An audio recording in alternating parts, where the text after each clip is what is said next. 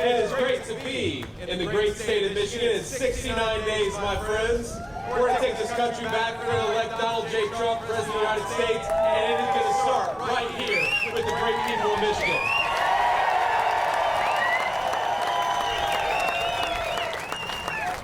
Now, last week, the biggest heist in American history happened right under Kamala Harris's nose.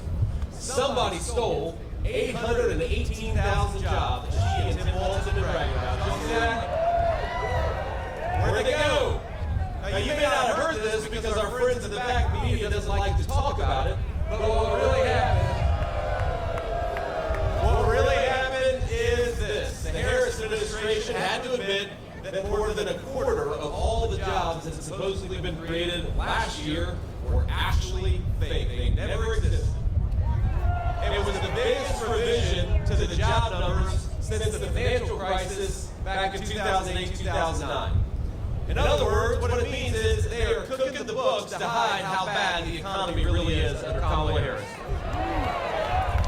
I promise you this, on November 5th, there is one job that is definitely going to vanish, and that is when we tell Kamala Harris you are fired and send her back to San Francisco.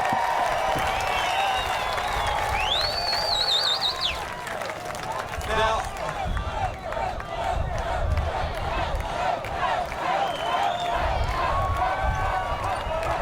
y'all are fired up, and it's hot out here. Kamala Harris, she needs a rock star to get a crowd like this. We just come out here because we're patriots and we want to save this country.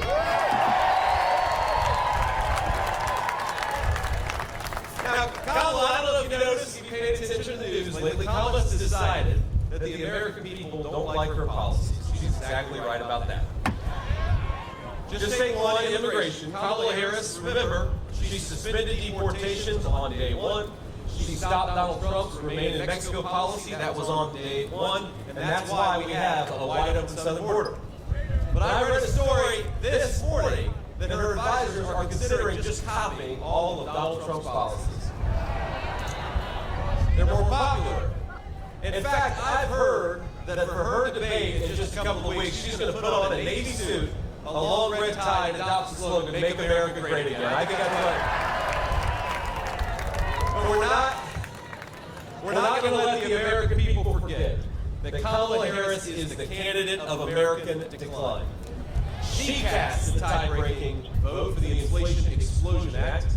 She cast the tie-breaking vote to send interest rates and mortgages through the roof. She opened that border on day one, and as much as fake Kamala wants to pretend that she now agrees with Donald Trump, we've got to remind her she's the vice president right now. Stop talking about what you're going to do. Start talking about what you are going to do right now because you're the vice president. And what she has done has been a disaster. Now, I will confess that in some ways I'm a soft-hearted, ladies and gentlemen. In some ways I feel bad for Kamala Harris. They don't. You don't. But I'm not sure that this is a woman who knows what she actually believes. She is, if you think about it, she's just a cog in the wheel of a very corrupt system. Now let's go back in time a few years and just remember the formula of Kamala Harris and her handlers and what it wrecked. Now step one was to ship all of our good manufacturing jobs to Mexico, to China, to far-flung corners all over the world. Remember, Kamala Harris supported the reauthorization of NAFTA, which has been terrible for the state of Michigan, the state of Ohio, and the state of Pennsylvania. Proud towns became ghost towns. Dignified American workers became dependent on the government, and families, including a lot of families like mine, fell apart under financial stress. Now that was step one. Did we ask for any of that? Now here's step two. Step two is open our border to millions of illegal immigrants. And into that void of joblessness poured drugs and a lot of cheap labor. Our leadership, including Kamala Harris, they said it was compassionate, but it was a lie. What they really wanted, my friends, was millions of voters for Democrat policies, and they wanted millions of cheap laborers. American wages went down, and our leaders learned they could ignore their own citizens in their quest for power. Now that was step two, and I asked, did we ask for that? Now, the next step was a lot of stupid foreign policy. Our leaders couldn't deliver prosperity, but they could deliver war and conflict. So we invaded countries all over the world, and then we invited other countries to invade us through illegal immigration. Our people got poorer, our leaders got richer, and they got more powerful. Now that was step 3. I asked, did we ask for that? Now I've lived, and I know a lot of us in this crowd have lived the consequences of these failures. And I saw very personally, my friends. My parents divorced, my family began to struggle. My mom, God love her, she found solace in the prescription pain pills that a lot of kids and a lot of adults were getting hooked on, and then eventually she moved on to some harder stuff. Now I will tell you that I thought I would lose my mom when I was a kid, and I prayed every single day that she would somehow find her way to a second chance. And I'm very proud, my friends, to tell you, not only did my mom find a second chance, but she's here with us today campaigning with me in the same.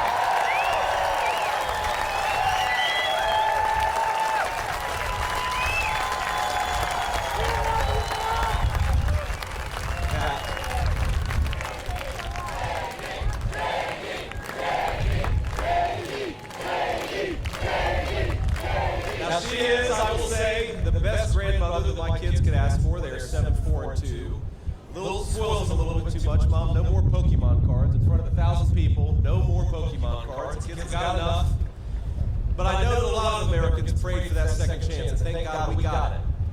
But a lot of Americans prayed for other things. They prayed for good jobs. They prayed for their towns to have prosperity. They prayed for their parents to overcome the scourge of addiction, and in 2016, a lot of those prayers were answered, my friends, weren't they? After a generation of Americans being ignored by their leaders, Americans spoke with a unified voice, and you know what they said? They said, no more bullshit, and they sent Donald J. Trump to the White House.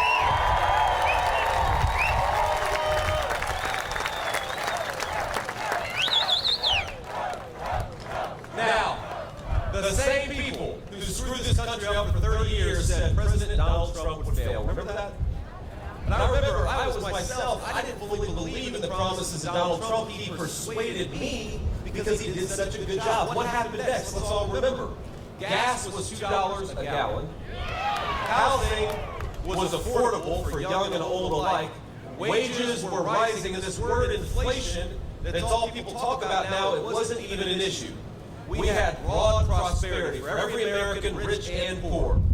Donald Trump stopped the stupid wars and stood up to the bad guys all over the world. He recognized what our failed leadership did, that weakness invites American boys and girls to wars that they shouldn't have to fight. American strength promotes peace, and we had a hell of a lot of peace when Donald J. Trump was the President of the United States.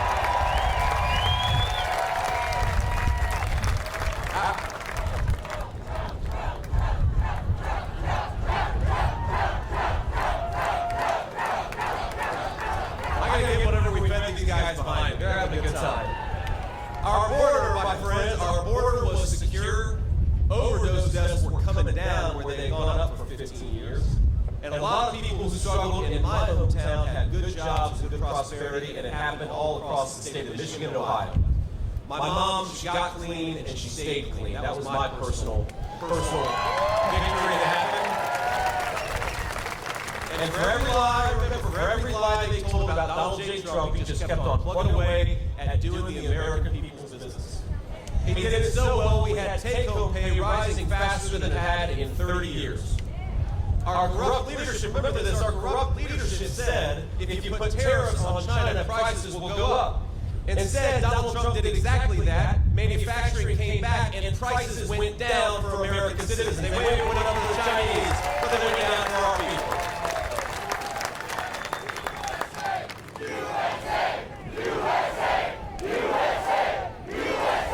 Because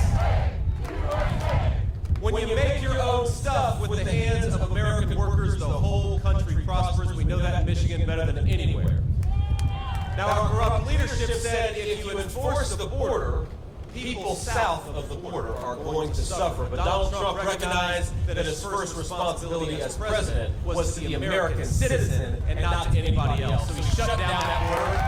He shut off the drug trade. He drove the cartels out of business, and he had overdose deaths fall this country, what an amazing thing it was.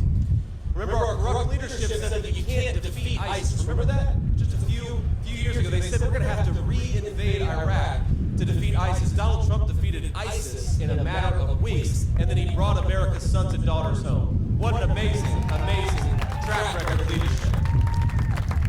But let's be honest, the country wasn't broken in 4 years, and 4 years was not enough time to root out all of the corruption. So while Americans were getting richer, a lot of bureaucrats and globalists were getting poorer. That was the story of Trump's term. So Kamala Harris, she and her corrupt handlers, they came up with a plan. Now, they couldn't beat Donald Trump in an honest debate, so they decided to engage in censorship. They were going to censor Donald Trump, and they were going to censor his supporters. Now, remember, back in 2020, they lied about Biden's corruption, covered up the fact that his family got rich by selling access to the United States government. And Kamala Harris was there for all of it. They lied about the Hunter Biden laptop and encouraged big tech to silence the story, and they did. They lied about COVID coming from a Chinese lab, and they censored anybody who disagreed. Kamala Harris even went on national TV and said Joe Biden was as sharp as a tack, even if he was clearly mentally incompetent to do the job. And so it's obvious what's been going on, right? Kamala Harris has been calling the shots. And by lying about his mental fitness for the job, she got what she always wanted, which was more power. And what was the result? On her watch, gas prices are up 50%.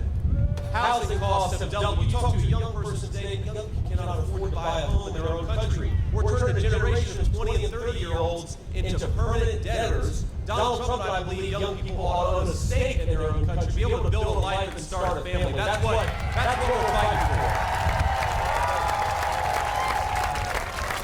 Grocery prices. Grocery prices under Kamala Harris are up 21%, and I think that undercounts it. A record number of Americans are working multiple jobs. The housing market is as unaffordable as it has ever been.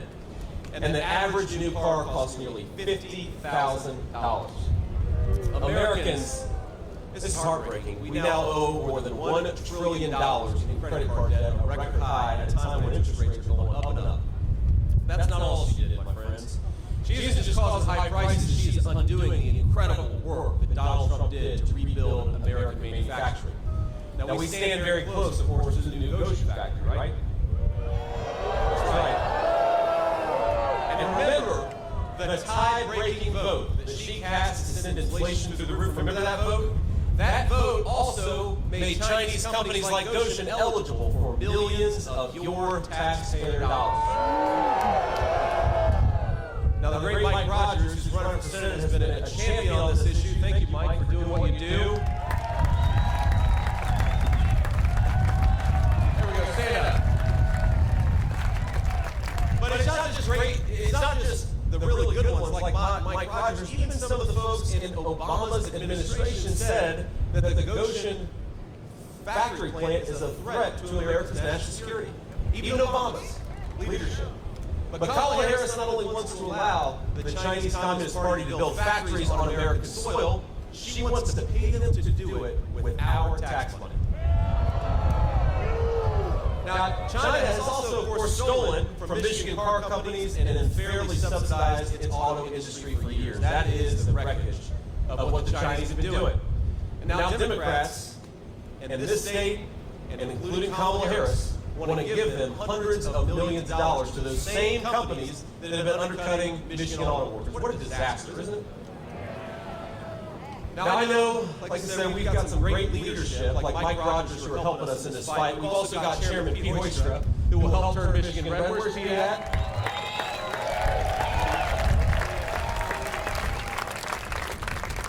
We've got the great Tudor Dixon. Where is Tudor at? I saw Tudor earlier. Tudor Dixon. Now, they all know firsthand that the Democrats are helping China destroy and replace our auto industry from the inside out, and we're going to stop it. The Democrats are helping China, and it's not just Goshen, okay?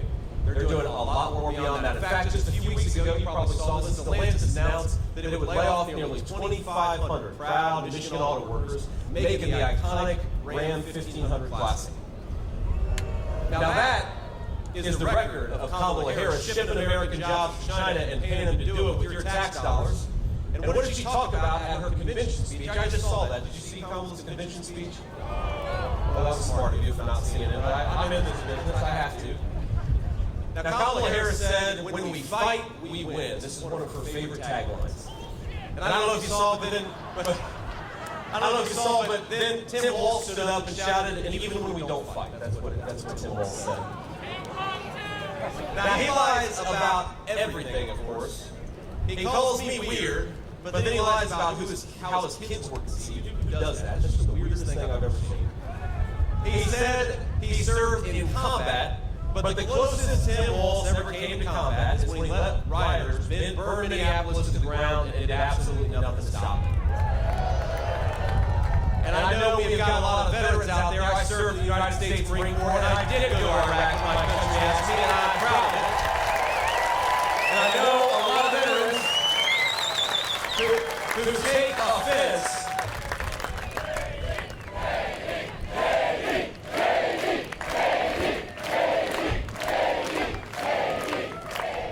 But there are a lot of veterans from across our military who don't like it when other people lie about their service for military gain, and that's exactly what Tim Walz did. It's a slap in the face to all veterans, and it's not just from Tim Walz. Kamala Harris not only chooses to stand by this man, because in spite of his dishonesty, she actually chose him to become her vice president to begin with.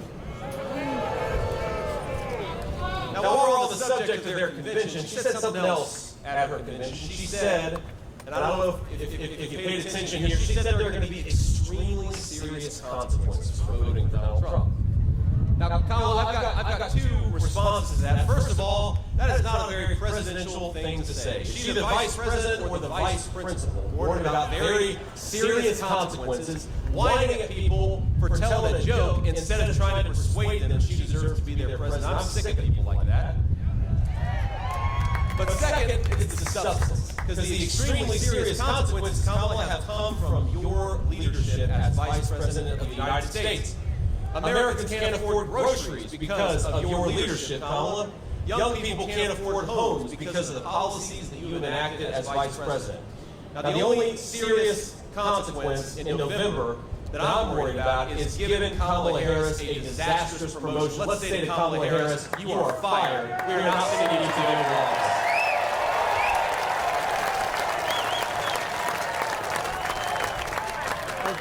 Come on, my favorite line from Kamala is she says, if you elect the president, it's a head-on shot. You can't do that. Well, Kamala, I hate to break it to you, but day one was 1,300 days ago. You didn't see my camera? You looked right at me. You can't fucking do that. Okay? The message from this crowd and this state of Michigan is you had your chance, you failed, and we're not giving you a promotion. And Donald J. Trump is coming back to clean up your mess, Kamala Harris, and it's going to start right here in the state of Michigan.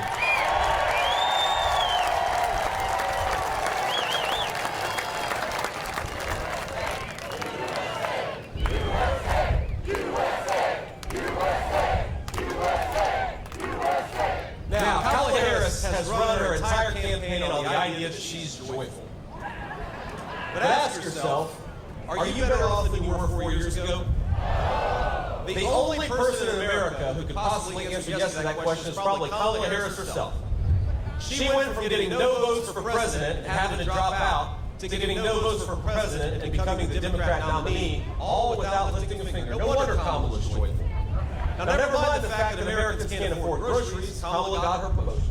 Never mind that our fellow citizens can't afford their rent because Kamala, she's having fun. And never mind that Kamala Harris is on the cusp of running us into World War III. Kamala will laugh all the way to the bank while her donors get rich, and we know it's not going to be her family sacrificing to pick up the mess. But I got to tell you, as much as I'm frustrated with Kamala Harris, I'm so hopeful about the future of our country. We have the most beautiful country in the entire world, don't we? I've been flying around the country, I've been driving around the country, and you get a new perspective running to be the next vice president that I'm so grateful for. We've got natural resources all across this country that are the envy of the world, my friends. We just need better leadership. It is that simple. Better leadership. That's all we need to fix this country. So here's what we're going to do, and we'll offer a little contrast. Kamala Harris wants to open the border. On day one, Donald Trump is going to close the southern border, and his message to every illegal immigrant is pack your bags because you're going home.